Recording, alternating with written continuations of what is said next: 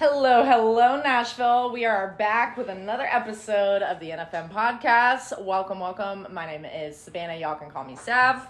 And I'm here with... What's up? I am the Jarrell Webb. Miss you, Sav. You were like watching my mouth move. Like.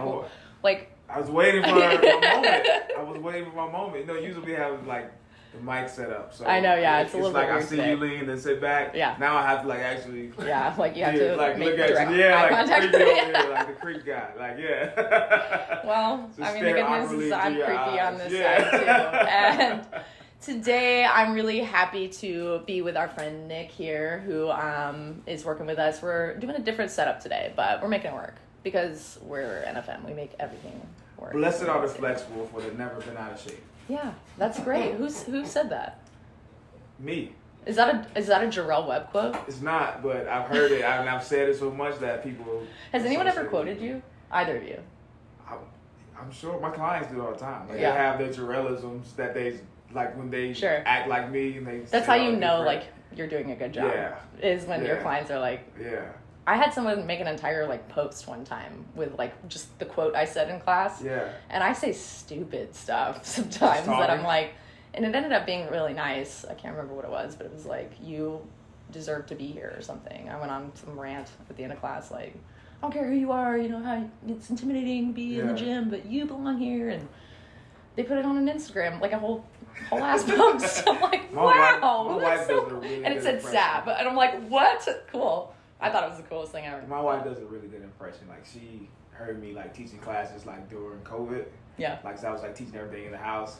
And so one day she just did a post. It's like when you're trying to work and all you hear is, and then she like put on like workout gear. She was like, "What's up? This your boy Jarrell." She was like, I was like, "Is that what you hear? Is that what I sound like?" And she was she was like, "That's exactly." I have got to like be I'm on here. a conference call and all I hear is you like and then screaming 10 more. Like I'm sorry guys, my husband's teaching in the other like so it's like yeah. All right, we got to set it up because I got to meet her. She sounds so cool to me. And she puts up with you. She does. So that says everything you know about her right there. Yeah. Yeah, that's a strong woman. She sounds dope. Yeah. So Nick. Yes. Welcome. I'm glad you're here. Tell us a little bit about you. Here. Oh boy. Or Nick, before we jump into Nick and all of your glory, we gotta talk about the stretch zone. Stretch zone. Yeah. No, we gotta talk about the basket of debate first. We'll do the stretch zone later. But okay. Basket of debate first. I mean, that's how we usually do it. Is it? Yeah. Okay. I mean, we can do stretch journaling first. No, it's basket of debate. Okay. I just think it's a good icebreaker. I think you'll like it. It's a do fun game we play. We even did it with them on the news. Yeah, this is infamous. This is apparently what we're known for. This little like it feels like a church basket. Like you know when you pass it around and you want like tithes, like in the old like small churches. That's what it feels like. But it's become infamous. And so what we do here is these are random questions that none of us know. Okay. Sometimes they're not even questions. Some of them are not questions. Sometimes it's just like a blanket statement and we talk about it. Have you ever played like Never Have I Ever this or that, you know, like something like that. I'm not sure if we included some in there, but some of them are like natty or not. So we talk about like is there a celebrity that you think is all natural? Or you think you had some assistance? I'm really bad at that one. But yeah, Sav is like, what does that even mean? So the basket of debate is brought to you.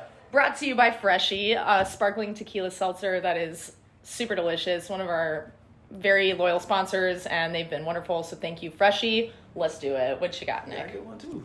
Oh, sorry. This is a great debate here. Okay. All right. It's about one of my favorite foods. It should be its own food group, really. But triangle slice or square sliced pizza, which is more delicious? Triangle. So yeah, I mean, if we're going shapes here, triangle for sure. Slice. I'm from the Northeast, so outside New York and Philly. So you gotta get sliced. When you say I need a slice, it's like a slice. It's not a square. So exactly, you gotta get a slice. But you can slice it into a square. I'm gonna be the opposite. I'm probably the only one over here with the Detroit style. The edge with the crunchy edges, bro, it's untouchable. Like Jets Pizza. Like Jets. That's exactly. I didn't know. I didn't want to give any free shout outs. That's what I don't like though. Jets is what I don't, and I think that's where I have like the stigma against the square pizza because I think it's too thick. I like a thin, crispy because then you get more cheese. You're a thin crust. I want more cheese than yes. That's what makes a pizza. My dude, let's go. You can fold the square. I mean, put the finger right in the middle, squishing in the middle, and then you go straight there. Yeah, then you put it in your mouth and it's soup all up in your face. But you have the crunchy edges, the crust. But if it's a good pizza is a crust. It's about the crust. Like you had a soggy crust, you're like, oh, this is horrible, right? But you finish with the crunchy crust. Oh man, come on, bro, you can't beat that. Let me throw one more bomb into this. Okay. This is a highly debated topic in my company. Do pineapples belong on pizza? No, I say no. You know, that was a question I said hard no for a long time, but when I started dating Allie, she's like, actually, I tried it. She was a sweet and savory person, and I was like, nope, you keep those separate, because I was such a sweet tooth. I was like, die hard, you're wrong. And I have since become like I'll mix the two. I haven't tried pineapple on the pizza, though, yet. Yeah, so I think now that I enjoy cooked pineapple. I think I would like it, but... Pineapple should be cold. Man, have you ever had Hawaiian chicken? Yeah. Bro, you gotta go to like some kind of like Calypso Cafe or better Jamaican food, you know? Like, whoa. So good. Yeah, but there's pineapples in it. Not, you don't eat it with the chicken, it's just like you do. No. You do. They'll put the pineapple straight up on it. Ham? Yeah. I don't eat pork, so Well, agree to disagree. Yeah, okay. You wanna go or you want me to go? You go, I'll go last. Right. I always go before you. I think this is very simple. Should macaroni be eaten with a spoon, not a fork? I don't know. What? Macaroni should be eaten with a spoon, not a fork. Should it? That's the question? Should be. It's like a statement. Macaroni should be eaten with a... Well, I disagree. This is like a kind of a true or false. I think macaroni is like, it's a side dish. So you usually have a fork involved to eat the other things. Like, I don't know. I never just had a bowl of mac and cheese. Honestly, I've never had mac and cheese as a side dish. It's always been the main dish. Seriously? Yeah. I'll eat the whole box. Well, you're starting with a box. That's why. You gotta eat. Like, are you talking like gourmet, like actual? Like mac and cheese. I feel like mac and cheese is only like, I'll only do Kraft mac and cheese or less. Yeah, or I'll get something entirely different. No meat or anything with it, just straight mac. Yeah. Just a box of mac. Yeah. Have you ever been like sick but not sick enough to be like, I need to go to the doctor, like I know I'm sick, I'm just gonna be out for a few days. Mac and cheese. That's my meal of choice. Sick food? Mm-hmm. That's it's very, the best. very it's full. The best. Like, I don't have to do anything, and I can eat my mac and cheese. Soup, but mac, you know what? Make me feel better. Love it. Mac and cheese, right? Try it next time you're sick. It'll make you feel better. I'll try. It'll hit you right here. Put me back to sleep is what it'll do. Like full of carbs. Exactly. That's the point. It's like carb load. All right. Finally. God. These food questions are. You don't like this one? Fruit counts as dessert. Yes or no? Am I on a diet? Right? That's what I said. Yeah, if I'm cutting in prep, right now, fruit is... Yeah, fruit is like everything, It's definitely dessert. I like fruit at all times of the day, so if I'm going to, be like, ooh, I'm going to eat dessert, let me eat some strawberries. No. I'll eat some strawberries and then I'll also eat dessert. What about chocolate-covered strawberries? Yeah, but I'll eat that and, something else? Call it a snack. Not dessert. Not dessert? No. Okay. Like a fondue situation? No? Dip fruit? Sure. Yes. I feel like okay. Or Greek yogurt topped with fruit. Yeah, I guess it's kind of added that's to breakfast it. It's not really though. fruit. It's like a breakfast. It's like one of my staple desserts. I feel like if you're gonna label fruit as a dessert, then I don't know. It just is not fair to fruit or dessert to me. Because fruit is great all the time, no matter what. If you like it for dessert, great. Eat it for dessert. But it gotta encourage that sweet tooth though, right? Sure. At night you're like, man, I agree with that, yeah. Or if I have a client who's like, yo, I can't, I gotta have, all right, grab you some. Sure. Because then you can balance, because I don't like when people tell themselves, I can never have ice cream again. It's no, if you like ice cream, you should never tell yourself never. Yeah. But if you're eating it every night and you can't stop, let's introduce fruit. Let's have some fruit a few nights out of the week and then hit ice cream later. So yeah, okay. I'm with it. All right. So enough about fruit and dessert and mac and cheese. Mac and cheese. Pizza topics. Right.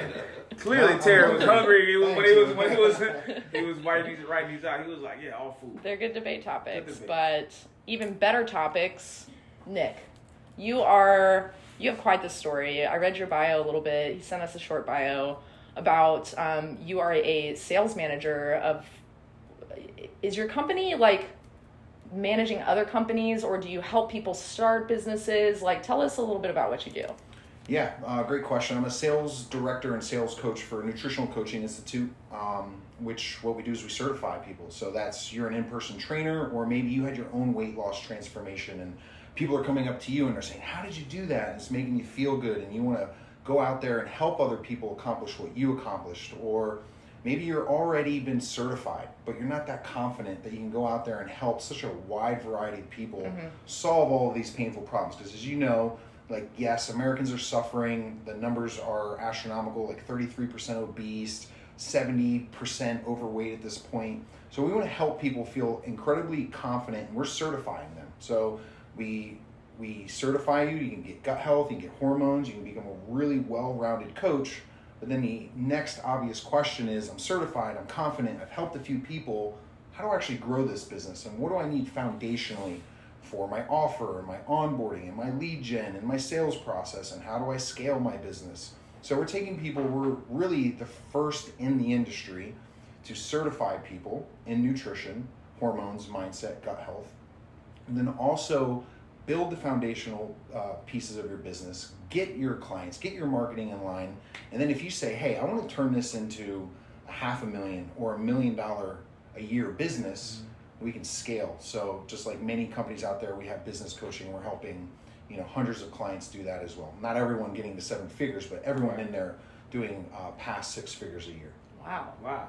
I mean, that's the meat and butter of it, or the meat and potatoes of it. Yeah, our CEO and founder, Jason Phillips, he was the first nutrition coach in America to scale his just personal nutrition coaching business to a 7-figure a year career. And from there, he started NCI about 7 years ago. I've been with the company for 3 years. We are definitely past our infancy of a company, and we're now scaling. I'm very privileged. We're mentored by the Hermosis. We're an umbrella company of Alex and Layla Hermosi under acquisition.com. So we have amazing mentorship and just helping us grow, scale.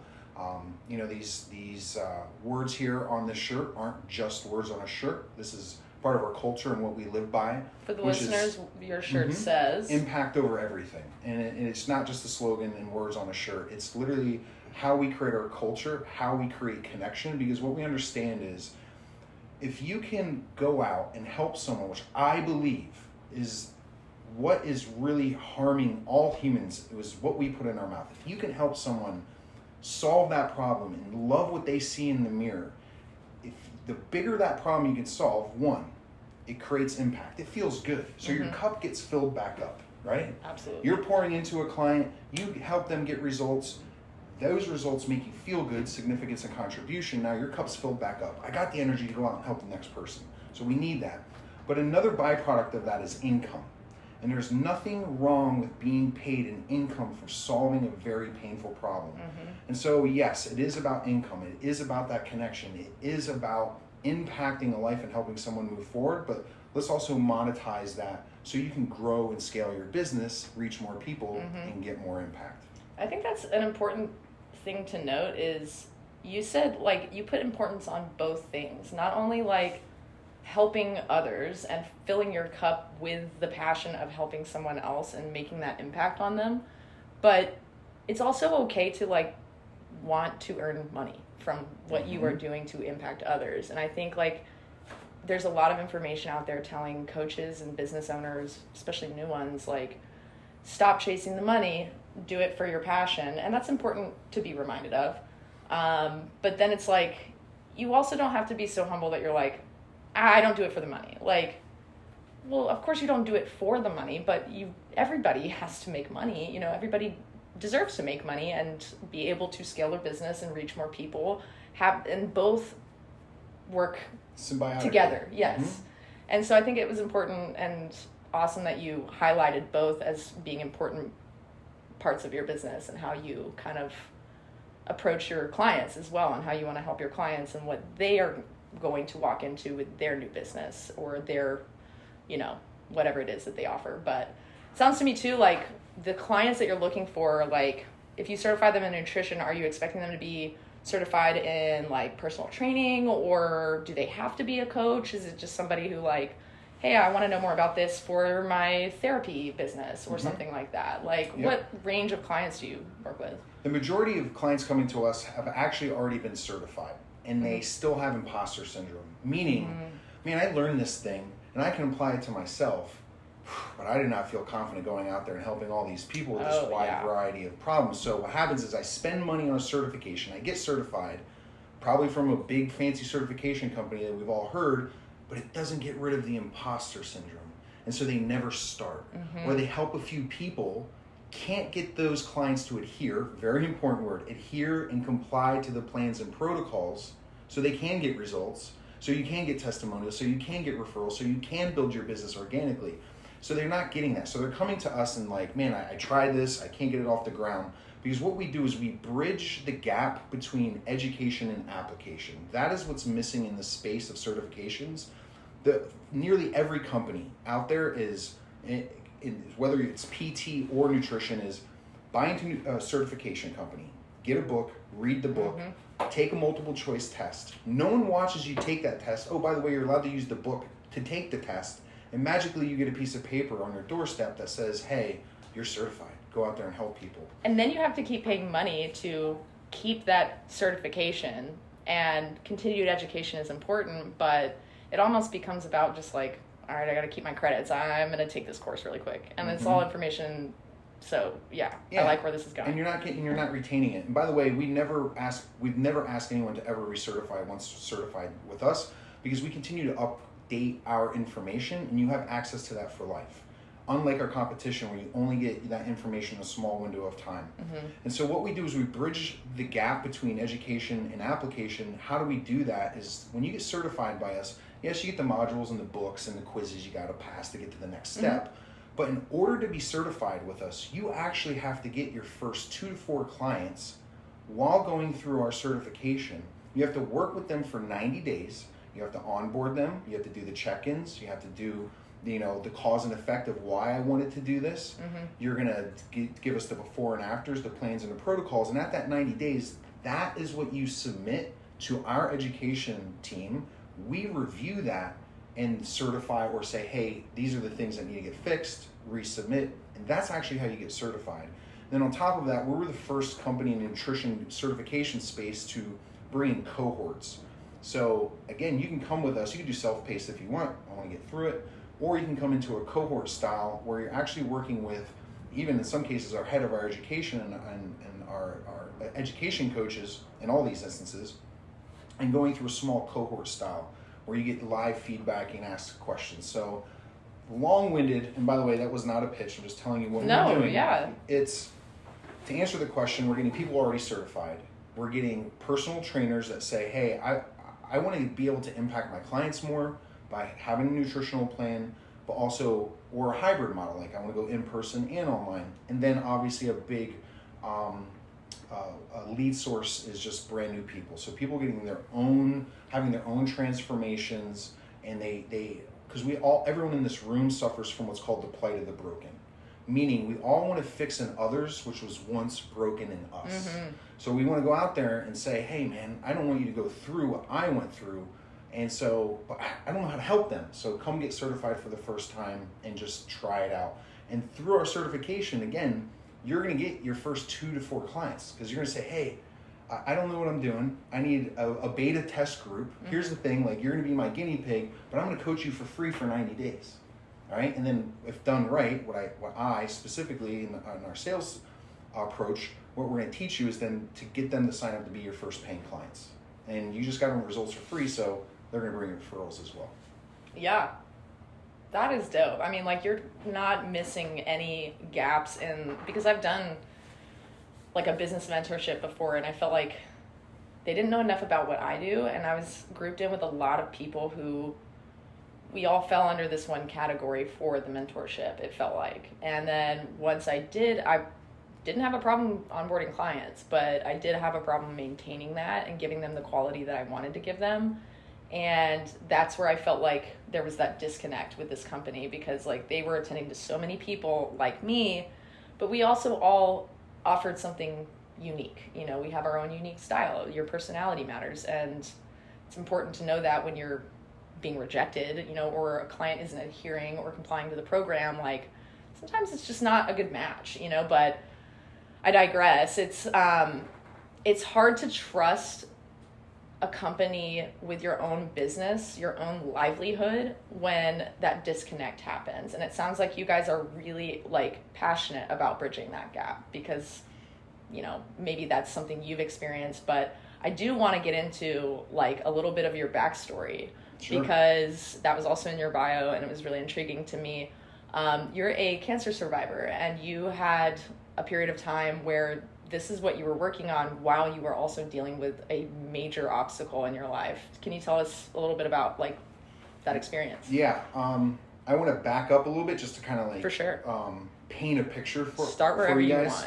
So long-winded, short version of this, so to speak, is I grew up in Northeast Pennsylvania. So I grew up my whole entire life a poor farm boy. And I grew up on a 75-acre horse farm with about at the max 20 to 25 horses. And you sound very poor.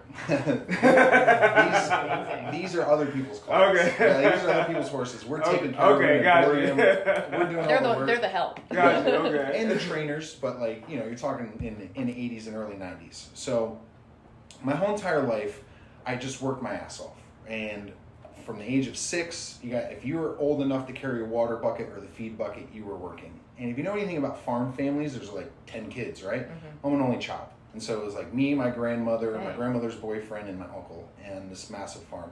So we worked our whole entire life. And what I realized very quickly was that if I played sports, I was practicing or at the game, I didn't have to work. So I played sports my whole entire life. And my entire goal and my entire it's kind of dream a great cop-out. was a good one. Was to be a professional athlete, because we grew up with not a lot. And what I saw at a young age, especially in the 80s and 90s, was athletes, you know, they could buy their mom that dream home. They could buy their mom, and that was always the goal for me. So my dream was always to become a professional athlete. And I was well on that goal in my life in playing hockey. Got in a really bad car accident when I was 16, pulled out of the car with jaws of life, medevac to the hospital. You know, it's a blessing that I'm here today. But that was the end of playing sports in my life. And at that point, simultaneously, I became, at a 16, very impressionable kid, I became very depressed that that goal was gone. And I did the only thing that I knew at the time around me to self-medicate, which was drugs and alcohol. Mm-hmm. And so the reason why I back all the way up to that point is to paint this picture from the age of 16 to the age of 32, when I was diagnosed with cancer. I lived a lifestyle that contributed to what happened at the age of 32. And so for me, I lived this rock and roll lifestyle. The reason I live in Nashville is because I originally came here working in the music industry. I did that for 15 years. Sales, audio, video, building design and recording studios, main stage production at Bonnaroo for 4 years in a row. I literally lived a rock and roll lifestyle. Got to meet my idols and the people that I worshipped in the music industry, and it was great. I had a lot of trophies on the wall, but they were dusty by the time I was 32. And I lived this lifestyle, smoking a pack of cigarettes, drinking a half bottle of Jameson a day. You guys live in Nashville, you know, scene people. They're at every party, they're at every bar, they're at every CD release, and that was me. I lived that life here for a very long time. So I wake up at the age of 32. When I say this, I'm not saying this to exaggerate a story. On March 24th of 2016, I woke up. At this point, I'm smoking a pack of Reds for 16 years. Cowboy Killers. Yeah, I was just about to say Cowboy Killers. Those are harsh. And I had this lump in my throat. And when I woke up, this voice, not my voice, not a voice of someone I knew, but a voice inside my head said, "You have cancer." Literally clear as day, "You have cancer." And at that point, I never went to a general doctor. I had insurance, but I didn't give a shit about doctors. I'm just doing me.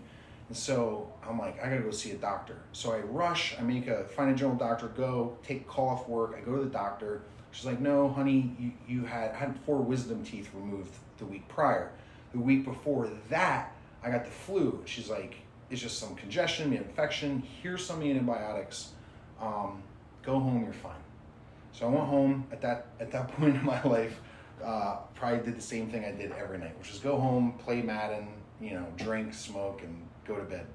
Well, I took a shower, and this voice is still in my head, like something is not right. So when I dried myself off, I just decided to examine myself as I'm drying myself off, and that's when I felt a lump in my left testicle. And when they say, like, you could feel your heart drop into your stomach, that is the exact feeling at that moment of time. I'm living by myself in a 1-bedroom apartment in East Nashville, and it's like 11:30 at night, and I did the worst thing that you're not supposed to do, which is I went on WebMD, and I was like, I gotta figure out what's going on. So basically said, if you touch the tumor, and or the knot, or whatever you're touching, because you don't know it's a tumor at that point, and it does not hurt, it's most likely a tumor, but don't worry, it might not be cancer, it might be just benign, right? If it does hurt, it's something else. Either way, go to a urologist. So I wake up, and it was a Friday morning, and I call Urology Associates, which is like a network of 40 urologists in Middle Tennessee, and I'm on the phone with the receptionist, crying, begging this woman to please find me an appointment, because it's Friday, and like a very populated city, everyone's busy. She calls me back. She's like, hey, I'll never forget his name, Dr. Belsante. He was like my age. He was like 32. He's going to forgo his lunch, come down, see him. I go down there. I do the examination. Like, he examines it. I know right away just by the look on his face. He's like, hey, you got to get some images done. We'll call you on Monday, because at this point it's like 3-4 o'clock on Friday. Yeah. So I drive from, I believe, Hermitage to East Nashville. And by the time I walked in, and this is always the hardest part, so sorry. By the time I walked into my apartment, my phone rang. I know now, ethically, it's like they're not supposed to do this. They're supposed to tell you in person, but that's when he got on the phone and he said, Nick, you have cancer, you have surgery on Monday. And I know the next question is like, what's going through your head? Honestly, the thing that was going through my head was the thing I had battled my whole entire life, which was abandonment, which was I'm going through the hardest thing in my life, and you're all by yourself again. And that was the beginning day of the transformation of my life. Wow. So next steps, you have surgery. How do we get from smoking a pack of Cowboy Killers a day to this physique that we have sitting in front of us now? I mean, y'all should see this guy. What is the in between?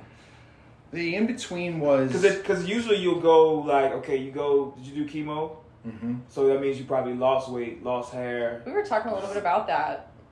Like, no, I lost all my hair, yes. Okay. But I actually gained a lot more weight. I had surgery, and then there's a delay. You got to get better before they can start giving you chemo. So there's like this 3-month gap. And not to get graphic, but they remove your testicle through your abdomen. So it's it's not like they go through your scrotum and just remove it right there. They move it through your abdomen. So incredibly invasive, painful surgery. It takes me 3 months. And then like go to urologist. He's like, have you started chemo yet? And I'm like, well, what are you talking about? He's like, oh man, you need to go to an oncologist and like blah, blah, blah. So I go, and the oncologist basically tells me, he says, so let's back up. In the spectrums of cancer, testicular cancer is incredibly curable. My particular tumor, every tumor is made up of different cancer cells. My tumor was made up of 3 different types of cancer cells. 2 of them were highly rare, highly aggressive killers, and they were also attached to my lymphatic system, which meant what they told me is, because you have a decision, you don't have to do chemo. Right? And so he comes to me, he's like, look, you cannot do chemo, because at that point in your life, you get cancer, everyone comes out of the woodwork to tell you everything that you need to do. Mm-hmm. And like, it's just like, hey, I appreciate it, but like, let me figure this out on my own. So I go to the doctor, he's like, you do chemotherapy. There's a 50% chance it works, or there's a 50% chance it does not work. If it does not work, you have an 8 to 9% chance of living. Because at that point, it means it's coming back and now it's in your organs. So I simply just I have a coin flip. It's like, get the water purifier and eat all the magic mushrooms and do all the natural stuff, which was the probability of that. Or I do what the doctor tells me. And it was the heaviest chemotherapy they could give a 32-year-old man. I remember him telling me that. And so my chemo was 5 days a week, 8 hours a day, every other week for 2 months. And I would sit there 8 hours a day on a chemo ward floor, like punching a clock for a job. And you're not isolated. That's basically how long a job is. You're not isolated. Wow. You're sitting in a room with hundreds of other chemo. And like day one, I got my Eagles hat on because I'm a diehard Eagles fan, and like I'm ready to go. And, like day one, we in this podcast now. and I'm like so ready to go. And like I remember that after my first chemo run, I went home. I like doing push-ups. I'm like and by Wednesday, dude, I was like of the first cycle, I was like, this is the worst experience of my life. And so there's a lot of very profound things that happen sitting in the chemo ward floor. One, I understood something that I never understood before, that there's two types of pain in life.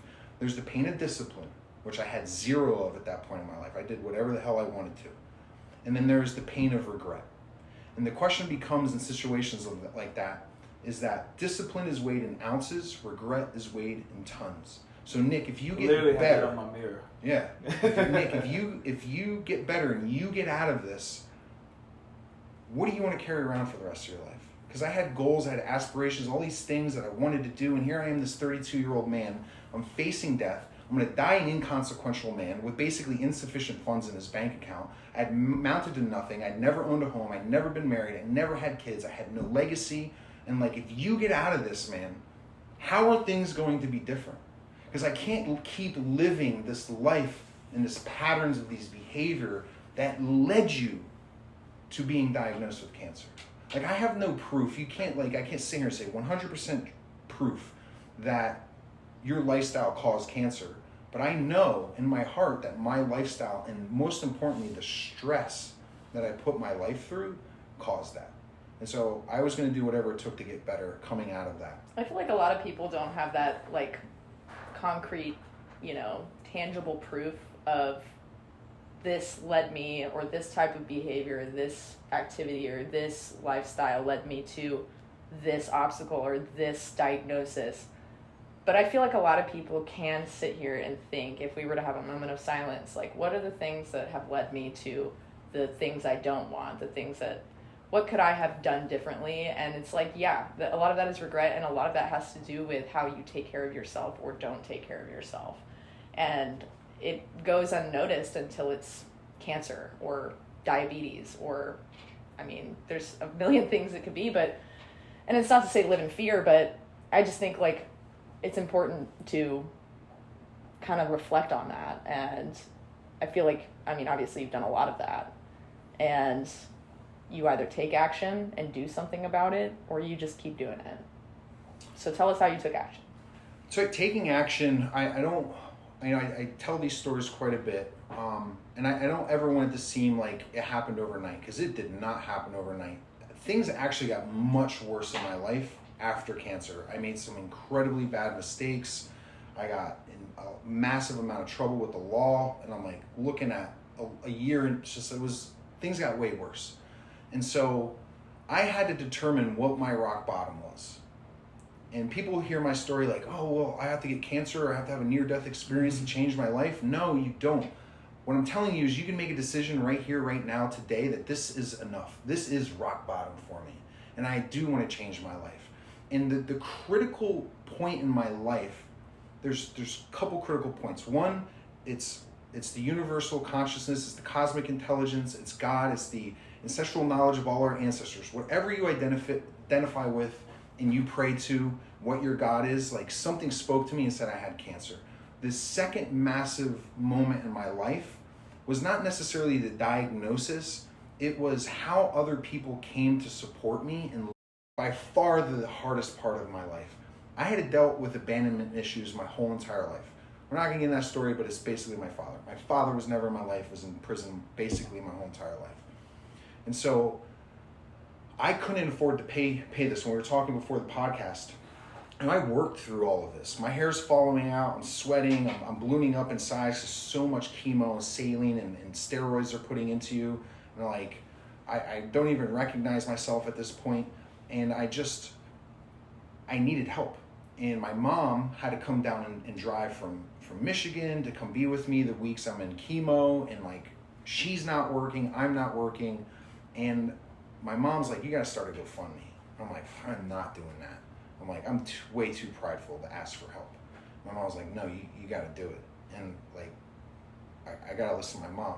And so I started the GoFundMe, and, you know, press, you know, post on Facebook. This is in 2016. And in 36 hours, that GoFundMe raised tens of thousands of dollars, and it fundamentally shifted my heart forever. Like, people wanted to see what your life was going to unfold to be. Not only that, but people donated to that. Like, I had spoken to them in high school. The last thing I ever spoke, we got in a fist fight in a yard or at a party.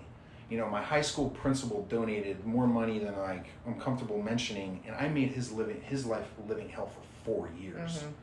Like, people that I swore hated me and did not, like, they donated. And to watch those names, I'm just like, when I got out of it, I'm thinking, like, people actually invested in my future, like I'm a stock or like a company. Like, I'm gonna give my hard-earned money to this person who I ain't even seen, I don't even know, or haven't met, and I'm gonna bet on this person's future. And so right then and there was that second massive epiphanic moment in my life where I literally hit my knees. I surrendered to God, and I said, God, if you give me a second chance at life, I'm going to use the few skill sets, the few gifts that you've given me to serve and help other people. I had no idea how I was going to do it. I didn't know where I was going to begin, but that is the promise that I refuse to break for anything or anyone till this day. That's the promise that's written on my mirror that I look at every single day for the last 6 years. And so when I don't want to do cardio, when I don't want to do the bodybuilding prep, when I don't want to just do these things that we repeat over and over, that's my emotional driver, and I refuse to break that promise. That's amazing. Wow. I think it's so cool that you mentioned too that it doesn't happen overnight. I think a lot of people, when they are at rock bottom, it's just like, I've been at rock bottom recently, this year, and really like this year tied in with the end of last year. And sometimes it just seems like it's this like, I mean, you might have a good day and then you see this like beacon of hope, and then you like, something worse happens. And you said, no, I made bad decisions. I had really bad things happen after the diagnosis. It wasn't, I mean, that was the moment like where things started to shift. But I think it's important to note that like, for some people it might happen quicker than others, but there's still going to be things that happen along the way that are going to bring you down, and you have to just keep pushing, you know. And that's been a theme a lot in the podcast that we've had stories, people share their stories, is to keep moving forward.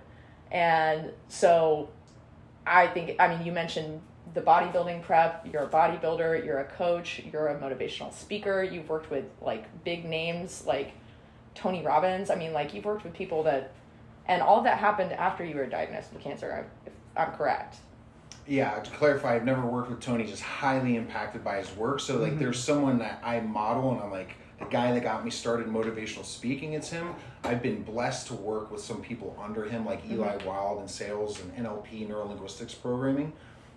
Still amazing. So I just want to make that correction. Yeah, that's one day, that's the goal. Definitely be on the stage with Tony. But what was the last part of your question? I mean, I was just kind of like noting that like you had this, like, how many years went by, I guess, since the cancer diagnosis, and then to be where you're at today, like, how many years have gone by? Yeah. And how, like, that's a period of time where bad things are going to happen still, and you got to press forward, you know, and then you will see things kind of, you know, you'll see the light at the end of the tunnel. You'll see the top of the hole that you're digging yourself For out me, of. I also have a podcast. It's called Circle the W. I literally teach people how to create a map, a massive action plan, and create RPM, result, purpose, massive action plan, to radically and quickly change their life.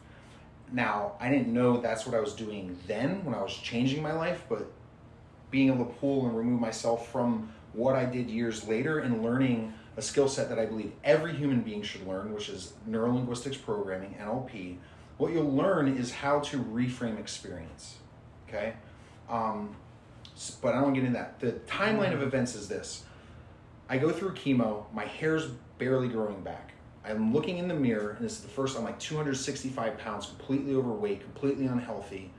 I'm looking in the mirror, I'm like, holy shit, I literally don't recognize this person staring back at me. My identity's gone. And that was when enough was enough.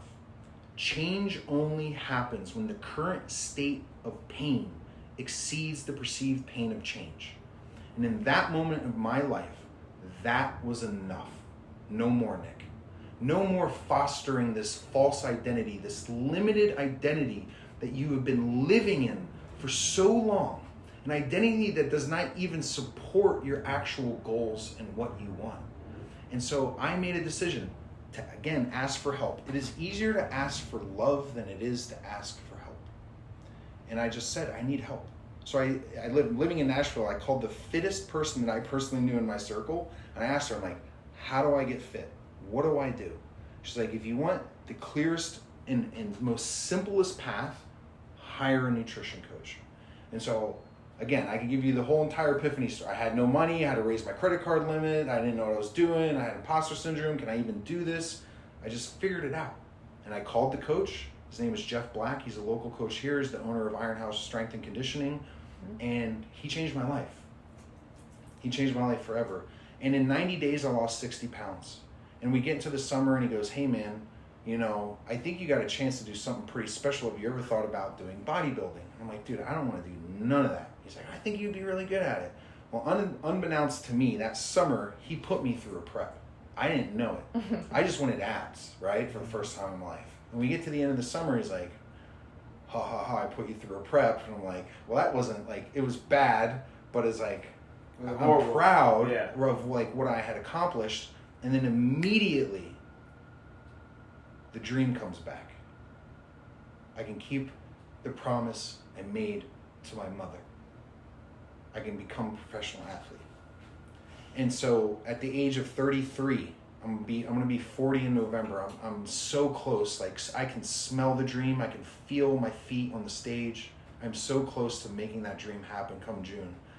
And a nutrition coach, again, 90 days, I changed what I saw in the mirror, and I was so proud of myself. And that was the beginning of changing the identity, my habits, my capabilities, my self-worth, and it created this mission of, I want to become pro, not so I can throw up IFBB pro on my Instagram fucking name, excuse my language, so I can keep the promise I made to my mother. That's my emotional driver. And so 90 days to like be incredible happy. And then from there, as soon as I figured out what I put in my mouth affects my mood and how I feel and my neurotransmitters, and I started like better interactions with human beings, I'm happier and dopamine's hitting and oxytocin's hitting properly. Like, all of these doors of opportunity started to open up. So it took me, you know, I think it was like a 2-year period before I did my first show. You do your first show, you don't know what you're doing, and then like I just got the bug. And so for the last 4 years, I've been really focused on bodybuilding. The last 2.5 years, really focused on turning pro. And just like pulling that whole entire story from just chemo ward floored to turning pro, and then the ultimate goal is just to get to Olympia, just to get to the stage, just to step on, get the picture, blow the picture up, and tell my girls, Daddy did it. I have no doubt you're going to do that. I mean, you have that drive, that passion, you have that why. I mean, and I know you pointed out too, you know, rock bottom, you don't have to get diagnosed with cancer. Your rock bottom is your rock bottom, and your emotional why is your why. You know, is it strong enough? There's always something that is strong enough to you, I believe.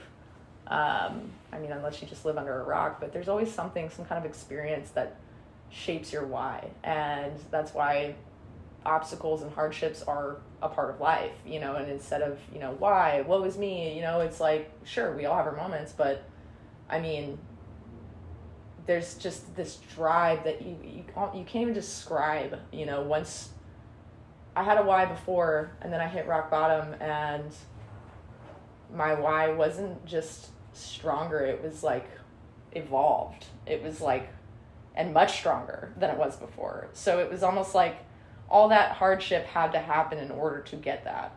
And it's not like, oh, I want everyone to go through something horrible in order to get there, but you know, it's just, I can hear it in your voice. I can see it in your eyes when you're talking. And I know that like our listeners can't, like, they can see, but like if you were sitting here, you can feel it. And I mean, I would love to be front row and center because I want to cry now. I cannot imagine what I would feel if I were you, especially, but to be sitting there watching somebody who has gone through all of that and to hear your story, I just have no doubt that you're going to accomplish that. So good for you. Thank you. This is amazing. You're amazing. I deal a lot with goal setting and helping people with goal setting. There's a few things that I just want to touch on here. I feel so important. I was just thinking about this on the way down here, thinking about the podcast. I got a bachelor degree. So I went to school, physically in school from kindergarten to like 15, 16, 17 years, something like that. Mm-hmm. There was never one time in my education where ever I was sat down by a teacher and he said, you know what, Nick, just write out your dreams and your future and what you want, like the perfect life of what you want and why you want it. I don't know if it's different for you or anyone listening, but I was never sat down and done. I was when I was in kindergarten. To self-author, when you wanted to be or something, you want to be an astronaut, right? Yeah. But my point to that is getting what you want is easy. Figuring out what you want is the hard part. And once I figured out what I wanted, but most importantly, because you're like, Nick, you're not telling me anything I don't know, you have to identify your emotional driver. You have to figure out the reason. You can call it your why, but so many people quit and they're right there at the doorstep. They're just right there. But they lack the emotional driver to get back up. For me, I've quit on myself countless times. I'm okay still to this day with quitting on myself. I'm gonna throw it in the bag today. I can look myself in the mirror and say, you know what, Nick, not today. But I cannot look myself in the mirror and say I'm gonna quit on my mother or my girls or my emotional driver. I refuse to do that. That is a non-negotiable in my life. That's something that I will not tolerate. Mm-hmm. And so that emotional driver, that promise that I made to God, those are the things that in the hardest days, in the darkest days of prep, the cardio and the brain fog and fatigue is just nope, I got to get it done. And so identifying that emotional driver, and what I found is that emotional driver has to be bigger than your own wants and needs and desires. Mm-hmm. It has to be about someone else. And that is the definition of reaching your highest self. Putting others' wants, needs, and desires above your own. And reaching outside your container to reach that for other people, right? It's that is, because if it's about you and your own core desires, you're just going to give up. You're just not going to want to get there. Yeah, it's interesting because a lot of the time, there's definitely a difference between putting everything you need aside for other people to the point where you're depleted, right? Mm-hmm. Because you wouldn't be able to be a bodybuilder and train if you were putting everything aside for other people. But I absolutely agree that a lot of my why comes from my family as well. And it's, it's much, I don't want to say easier, but in the times that I'm not feeling confident, because confidence is not okay, I work to achieve it, now I'm confident all the time, confident people struggle and have their moments of self-doubt. And so in those moments, that's when your core, whatever your wants and needs are, your desires, just like you're saying, is that's not enough.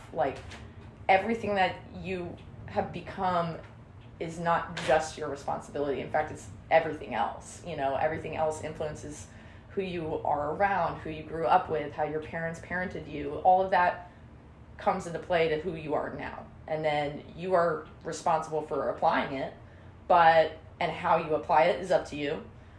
But the point is it's much bigger than just you. And that's how you impact the world. You can't impact the world if it's only about you. You have to take care of yourself so that you can impact other people. And the people who have taken care of you, those are what made you that way. So, I don't know exactly what point I'm making. I'm just saying, there's a lot of, self, independence, I don't need anybody, I'm not going to trust anybody anymore when, you've been wronged by a company or a person, a relationship, whatever. And it's I can only trust me. And it's okay, then only trust you. But, it's okay to do something for someone else, with that being the reason behind it, because I want that person to know this and have this and see me do this. You know, I want to make that person proud because your mom raised you. That's her biggest pride and joy is you doing something that big. Mm-hmm. And it's also for you, but it's for her. And that's the deeper layer that keeps you going. And when you stop on the doorstep, you can take that step back up. So that's a great point. And we do need to probably get close to wrapping it up, but I think you should wrap it up with the famous Gerald question that you always ask. Which is? What would you, I did it for you last time since you weren't here. Nick, what would you like to leave, if you can leave them with one thing, and you're a motivational speaker, so I know you got like a million up your sleeve, but what is, if you have to pick one, what do you want to leave our listeners with today? Yeah, I think the one that I'm sitting in right now, what to reflect on and has been so meaningful in my life is the thing that I'll share with you. On the pathway to your goals, so let's say you sit down, you create this polarity. Hell no to this is what I do not. And hell yes to this is what I do want. And we create a point A and a point B. We create a map, a journey for you to go on in self-development, who you want to be. On that pathway of who you want to become and what you want to accomplish, I'm here to tell you, if you commit to that, you work as hard as you can, as long as you can to get to where you want to be, that identity and the person that you want to be. I'm here to tell you, you will not get what you want. You will not get what you want. You will get something so much far greater than you could have ever imagined if you just commit to working towards the identity and the person that you want to be.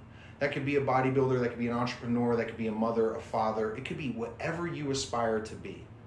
But you're not going to get what you want. And the reason I tell you that, and I'll end on this pathway to becoming a bodybuilder, I told you my father wasn't in my life. I dealt with abandonment my whole entire life. My dad never showed up to a game. He never showed up to a practice, or if he did, he was drunk off his rear end. But on this pathway to trying to become a pro, I finally worked up the courage and the acceptance in my heart to reach out to this man and rekindle my relationship. Now, on this pathway to becoming pro, which is so important, I had zero idea that I would reunite my mom, my dad, and myself for the first time in 25 years when he came out to my show in June of 2022. And so that's just one example. Sometimes we get so focused on this end result that we take for granted all the other beautiful things that are possible due to wanting to accomplish your goals. So that's what I'll leave you guys with. I love that. It, man. I love it. And we're right now, whatever word I just said, we are going to break for our sponsors really quick, but when we come back, we're going to finish out this episode with our Stretch Your Intellect segment, sponsored by Stretch Zone in Franklin, and we're going to talk a little bit about fall. So stay with us. All right, here we go, Fit Fam. This podcast is brought to you by Shifted Supplements. The basket of debate has been done by Freshie. Stretch Zone, Stretch Your Intelligence, which is what we're about to get into right niggity now. All right, so these are just fun facts, and the theme is fall. And the weather feels freaking amazing this week. It's been giving me life. Here is my little strip says. Fall leaf colors depend on the amount of sugar in the leaves. Purple and red leaves color is caused by a pigment called, I'm going to say it wrong, anthocyanins. So glad you got that one. Yeah, science. Which happens when sugar is trapped in the leaves. That's super interesting. Can you eat it? Yeah, it's like maple syrup. That's why maple is best in the fall. Oh my God. Wow. Just connected those dots. Cool. What does yours say? All right, so mine is only Americans call the season fall. The label for the season was known as harvest. In the 12th century, it was called harfest. Yeah, the act of harfest, not harvest, with an F. The act of taking crops. This term came from the English. Huh. So where did fall come from? I guess the leaves falling. That's so American of us. You know, same reason why we drive on the wrong side of the road than everybody else. Same reason why we use you know, the metric system, but you know, it's we do everything different than daylight everyone savings. else. We just gotta be different. That's what makes America great, right? Sure. Yeah. On behalf of our team, Trent Dotson, our engineer, Terry Barger, our producer, cameraman, my man Big Jack. We say I am D. Jarrell Webb. This is. I am Sab, and thank you so much, Nick, for being here today and sharing your story. Absolute pleasure, guys. Thank you guys for listening to the NFM podcast.